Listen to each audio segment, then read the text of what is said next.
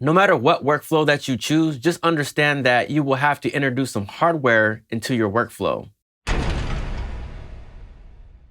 What is up, everybody? It's your boy Young Fizz, aka Mr. Dope Status on Instagram. Welcome back to another video. Today we're looking at the Akai MPC ONE Plus. Here we go again with another MPC that I don't see anything special about, unfortunately, because the MPC X Special Edition just launched not too long ago.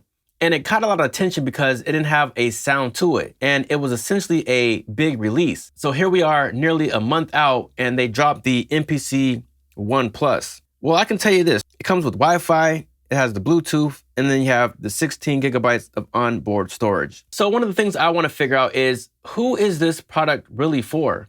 Is it for that hobbyist, the person that wants to start making beats, that wants to buy something to start drumming? Or is it for the professional that's looking to downsize their rig? We've already established that the MPC X SE doesn't have a particular sound to it. So the MPC ONE Plus is nothing more than an audio interface with a built-in computer with Akai software running on the computer. We know it has the Wi-Fi, we know it has the Bluetooth, has some storage, comes with sounds. So with the launch of the new MPC ONE, what does that mean? That means that people are going to be doing some spring cleaning and getting rid of the old MPC ONE and upgrading to the new one. No matter what workflow that you choose, just understand that you will have to introduce some hardware into your workflow. It's your boy Young Fizz, aka Mr. Dope Status. See you on the next video.